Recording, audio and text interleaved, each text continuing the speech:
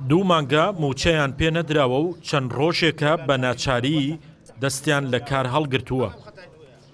ئەمانە بەشێکن لەو کارگوزار و ژینگە پارێزانەی کارکی پاکردنەوەی نەخۆشخانەکانی سنووری گەرمیانیان پێ سپێدراوە. بەهۆی خەرج نەکردنی موچەی دوو مانگیان دەستیان لە کار هەڵگرتووە. هەیمانە نەخۆشی شەکەرەی هەیە، هەیمانە لە کرێچیایە و هەیمانە مناڵی نەخۆشە. تەنیا خوای گەورەش کە باو ئەم 300,000 کە سنتەری کە عەفو کە بەڕێوەبەرادی تەندروستی گەرمیان کردووە ئەستۆی خۆی و دوو مانگە ئێمەی بێبەش کردووە لە ئەم پارەیە. جوابیشمان نادەنەوە، ئەڵێن نووسراوێکمان کردووە بۆ هەولێر جوابتان بینەوە. تا ئێستا نووسراوەکە هیچ جوابێکی نەبوو. ئەم کرێکارانە هەمویان لە ماڵان. بۆ ماوەی 4 ساڵە لێرە کار دەکەم.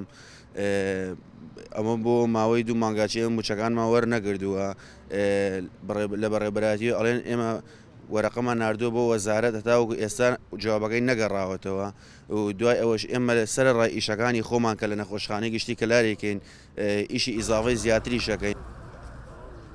ئەو کارگوزار و ژینگە پارێزانەی کە گرێبەستیان لەگەڵ تەندروستی گەرمیان هەیە ژمارەیان 128 کەسە و بودجەی مانگانیان 80 ملیۆن دینارە.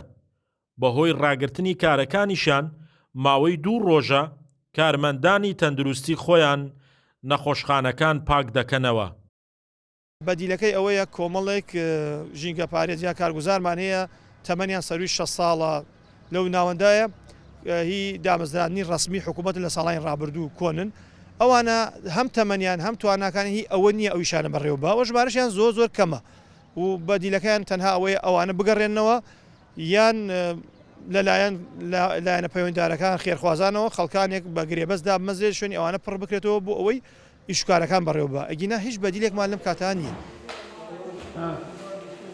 دوای گرفتی کەمی دەرمان و بڕینی خواردنی پزیشک و کارمەندانی نەخۆشخانەکان ئەمە سێم گرفتە یەخەی با بەڕێوەبەراتی گشتی تەندروستی گەرمیان گرتووە و وەزارەتی تەندروستیش بێدەنگی لەو گرفتانە هەڵبژاردووە.